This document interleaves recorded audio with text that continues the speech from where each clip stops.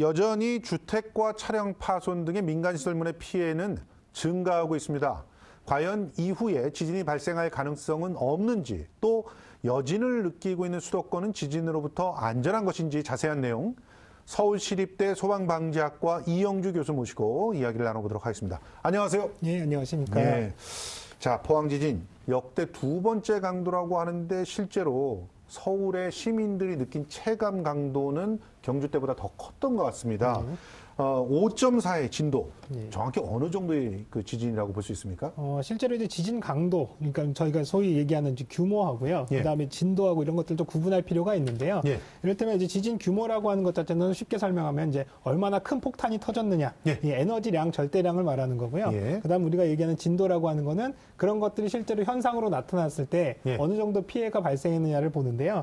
지금 5.4 같은 경우는 이제 실제로 말씀하신 이제 규모에 관련된 부분이고요. 이제 경주 지진에 비해서는 이제 상대적으로 4배나 약했던 지진이지만 실제로 체감은 더 많이 됐는데요.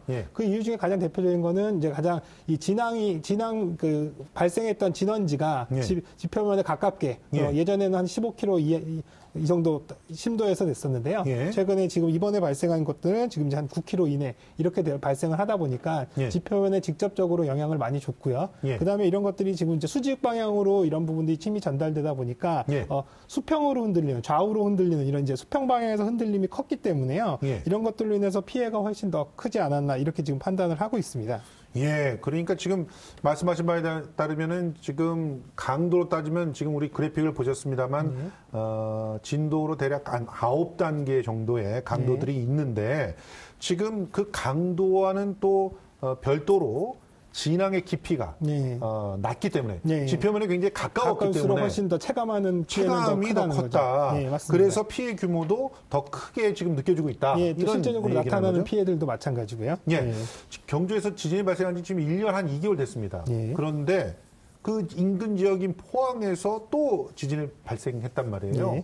그래서 지금 연관이 있다라는 걸 전제로 두고 지금 분석을 하고 있다고 하는데 실제로 교수님 보시기에도 그렇습니까? 뭐 많은 지질학자나 지진 전문가들이 이전부터도 이러한 연관된 지진이 후속적으로 발생할 것이라는 것들에 대한 예측을 또 했었고요. 또 이번에도 지진이 발생하면서 그러한 얘기들이 다시 한번 이제 대두가 됐는데요. 실제적으로 작년에 발생한 경주 지진이 힘의 방향이 북동쪽 방향으로 굉장히 많이 전달된 걸로 이렇게 이제 알려지고 있거든요. 근데 이제 이 북동쪽 지역의 위치를 따라가 보면 이 포항 지역이 그 지역에 있어서 이런 상관성에 관련된 부분들은 어느 정도 예견이 되었다라는 부분들을 확인할 수 있고요. 다만 이제 이러한 부분들이 과연 언제 발생했을지에 대한 시점에 관련된 부분들은 불분명했지만 상관성은 충분히 있는 것으로 그렇게 지금 이제 확인이 되고 있습니다. 지금 뭐 양산 단층이다라고 하는 그런 그 단층에 대한 명칭도 굉장히 다양하게 언론에서 언급이 됐어요. 그러면서 우리가 거기가 이렇게 만나고 있는, 단층이 만나고 있는 곳이구나 이런 상황을 갖다 배우긴 했는데 이 단층이 활성화될 가능성이 있습니까? 실제로 지금 이제 확인된 바로는요, 아직까지는 이런 여러 가지 단층들, 그러니까 소위 이제 활성 단층이라고 하는 것들은 이제 발견되지는 않았고요. 다만 이제 이 양산 단층 대부분 이 주변으로 여러 가지 단층들이 형성이 되는데, 이런 단층들보다도 그 밑에, 이 단층들보다 그 밑에 하부에 있는 여러 가지 지각의 움직임이라든 변화, 이런 부분들로 인해서 이번 지진이 발생한 것으로 이렇게 이제 예상들을 하고 있거든요. 그렇기 때문에 기존의 활성 단층이라든지 단층대를 조사하는 이런 부분들을 좀 더 벗어나서요. 그 하부에 있는 저 근본적인 지각에 관련된 부분들, 이런 부분들에 대한 조사도 이루어져야 된다라는 의견들이 많습니다. 지금 차가 흔들리고 있는 모습 지금 보고 계신데 사실은 저희가 걱정하고 있는 것은 이 양산 단층대에 원전들이 많단 말입니다. 지금 뭐 원전들은 전부 우리는 안전했다. 그리고 뭐 자동적으로 감지 시스템도 작동했다 이러면서 불안을 잠재우고 있긴 합니다만 근원적으로 불안할 수밖에 없거든요. 어떻게 보십니까? 실제로 이제 원전 같은 경우는 일반적인 건축물보다도 훨씬 높은 강도의 내진 설계들을 하고 있어서요. 우리가 생각하는 뭐 진도 6, 진도 7 이렇게 이제 얘기하는 건 이제 강도 7 이 정도까지의 내진에 충분히 이제 대응할 수 있게끔 되어 있는데요. 그럼에도 불구하고 이제 많은 분들이 걱정을 하시는 거는 이제 동일본 대지진 때 이제 쓰나미에서 일본의 이제 후쿠시마 원전 이런 사고 이런 것들이 이제 많이 우려들을 하시는데요. 그래서 이제 지진의 이 건물 자체, 원자력 발전소 자체가 안정적으로 이제 방호가 되는 부분들이 또 첫 번째고요. 두 번째는 이러한 지진이나 이런 것들이 감지됐을 때 이 원자력의 이제 이 이 안전 정지라고 하는 실제로 이제 여러 가지 화학 반응이 일어나서 이제 이 핵융합 반응이 이런 것도 일어나지 않게끔 안전하게 이제 이런 것들을 멈추는 게 가장 중요하거든요. 그렇죠. 그래서 그런 차원에서는 실제로 이제 지진에 대비해서 이런 것들을 빨리 감지해서 이번에 이제 정지도 했었고 이런 부분이 기능했다는 거는 상당히 좀 고무적인 일이고 이런 것들이 계속 더 강한 강도에서도 이런 부분들이 제대로 작동할 수 있게끔 관리를 해 나가는 부분들 이런 부분들이 더 중요할 것으로 보입니다. 아니 그렇지만 이제 관리만으로 정말 모든 걸 다 막을 수 있는지 이 부분에 대해서는 여전히 의구심이 남는 게 사실인데요. 일단 동일본 대지진과의 연관도 있을 것 같다라고 하는 얘기가 나오니까 더 불안한 거거든요. 지금 한반도의 지각 변화, 동일본 대지진 이후에 뭔가 변화된 것들이 보이는 겁니까? 예, 실제적으로 그런 연관성을 굉장히 많이 이제 관심을 두고 있는데요. 동일본 대지진 이후에 국내에 어떤 이제 지진 환경이 변화가 됐느냐라는 것들을 이제 단적으로 많이 설명할 수 있는 것들 중에 하나가 국내에서 5.0 이상의 지진이 발생했던 것들이 총 여태껏 관측 이래로는 11번입니다. 근데 동일본 대지진 이후, 그러니까 6년 전 이후로 최근까지가 한 6번 정도가 이제 발생을 했거든요. 그러니까 그 이전에 거의 한 100년 가까이 동안에 5번이 발생했는데 최근 들어서 6번이 발생했다라는 것들을 봤을 때는 동일본 대지진으로 인해서 한반도에 여러 가지 이런 지진 환경들이 변화가 됐음을 이제 확인할 수가 있고요. 과연 이제 이런 것들이 지금 이제 경주 지진이나 포항 지진 이런 것들로 인해서 그 지진이 발생한 지역에 이제 어떤 그 지진 능력이나 여러 가지 힘들은 해소가 됐을지언정 그런 것들이 이제 다른 쪽에 또 영향을 미쳐서 다른 곳들의 이제 지진 영향성, 위험성이라는 이런 부분들을 좀 더 이제 높이는 이런 과정이 이루어지지 않을까 해서 이런 부분들에 대해서는 새로운 지진 환경에 대한 부분들의 좀 관측이라든지 이런 부분들이 좀 더 필요할 것으로 보입니다. 아니 그렇게 관측을 해서 서울이나 수도권 지역도 그 어떤 그 불의 골이라고 하는 이 환태평양 지진대 안에 이렇게 들어갔다라고 이렇게 얘기될 수도 있는 거 아닙니까? 그러면 서울이나 수도권 지역의 지진 가능성도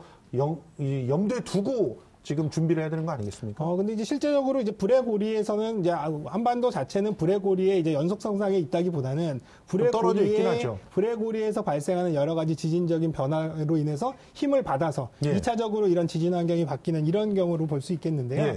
그러니까 한반도에 이제 특히 이제 수도권 같은 경우는 아직까지는 상당히 안정적인 그런 이제 지진 환경이라고 되어 있습니다만 아까 말씀드린 대로 포항이라든지 경주 지진으로 인해서 다른 주변 지역으로 여러 가지 지진 환경들이 변화해 나가는 이런 과정이기 때문에 수도권도 이러한 변화에 맞춰서 지진 환경이 어떻게 변화가 되었고 또 앞으로 어떤 식으로 대비를 해야 될지는 진지하게 고민을 해봐야 되는 시점이라고 봅니다. 이번에 사실 수능이 연기됐던 이유가 내진 설계가 되어 있는 학교들이 너무 없다.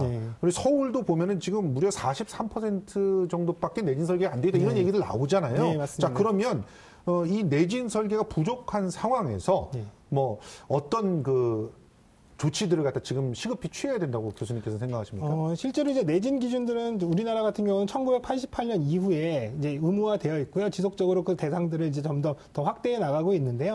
문제는 이런 내진 최근에 지어진 이런 건물들의 내진 기준 강화보다는 이미 이제 내진 설계가 되어 있지 않은 건물들도 사실은 내진 설계가 되어 있는 건물과 똑같이 나란히 지금 다 이제 존재하고 있는 게 수도권이거든요. 그러니까 내진의 사각지대에 있었던 건물들의 내진 보강을 유도하는 방법들이 상당히 필요한데요. 이런 부분들은 뭐 강제적으로 할 수 있는 소급 적용이 안 되다 보니까 이런 부분들 자발적으로 내진 보강을 할 때 이런 부분들에 지원을 해주는 정책이라든지 또 이를테면 각 건물주나 이런 분들이 내진의 필요성을 또 정확하게 인식을 시키는 여러 가지 또 이런 뭐 홍보 활동이라든지 이런 부분도 필요하거든요. 그러니까 정책적 지원, 그다음에 필요성에 대한 인식 이런 부분들이 같이 진행이 돼야 이런 사각지대를 해소할 수 있을 것 같고요. 그다음 학교 같은 경우는 이런 이제 내진의 위험성이 상당히 많이 노출돼 있습니다. 왜냐하면 굉장히 오래된 100년 된 학교들도 있고 50년 된 학교들도 계속 이용하기 때문에 근데 다만 이런 부분들도 작년 경주 지진 때문에 이제 내진 보강에 관련된 예산들도 많이 확보를 했습니다만 우선적으로 이런 지진의 위험성이 높은 지역에 있는 학교들 먼저 또 뭐 똑같이 지역적으로 뭐 균등하게 공평하게 나눠서 진행하기보다는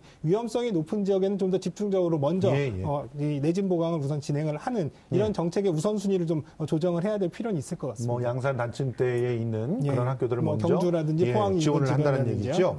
자. 두 가지 짧게 듣고 싶은데요. 일단 일주일 연기된 수능 안전하게 치러질 수 있을지 하는 궁금증과 지금 내진 설계가 안 돼 있는 그런 건물에서 지금 있는 분들이라도 이런 지진이 있었을 때 어떻게 그 대피를 하는 것이 가장 좋은지 가장 중요한 그런 안전 지침들을 좀 정리해 주셨으면 좋겠습니다. 예, 일단은 어쨌든 간에 가장 중요한 우리나라 국가적 행사 중에 하나인 이 수능 시험 자체가 일주일 미뤄진 건 굉장히 문제가 있는데요. 예. 하여튼 어쨌든 안전을 위해서 이런 조치가 취해진 만큼 일주일 내에 뭐 여진이라든지 또 시험장의 안전이라든지 이런 부분들 잘 확인하셔야 되겠고요. 예. 또 한 가지는 시험 중에 또 여진이라든지 이런 것들이 발생할 수 있기 때문에 그럴 때 과연 어떤 식으로 대처할 것인지에 대한 부분들도 나름 계획을 세워서 학생들이 불안감 없이 시험을 볼 수 있게 하는 게 중요하겠고요. 그다음 내진 설계가 안 돼 있는 건물이다 하더라도 당연히 지진이 발생했을 때 본인의 안전이 가장 중요하거든요. 그렇죠. 그래서 일단 머리를 보호하고 안전한 낮은 자세로 탁자 밑에 같은 데 들어가 계시다가 대신에 내진 설계가 안 돼 있다면 이어서 바로 붕괴될 위험이 있기 때문에 그렇죠. 진도가 약간 진동이라든지 이런 것들이 일시적으로 멈춘다 한다면 가급적 빨리 건물 바깥으로 대피를 하시는 게 좋고요. 대피하신 이후에도 건물 주변에 있거나 이러시지 마시고 충분히 이격자에서 넓은 개활지라든지 학교 운동장 이런 공간에서 후속 조치를 기다리시는 게 가장 안전할 수 있겠습니다. 그렇습니다. 넓은 개활지를 찾아가라 지침이셨습니다. 지금까지 서울시립대 소방방지학과 이영주 교수와 얘기 나눠봤습니다. 고맙습니다. 네, 감사합니다.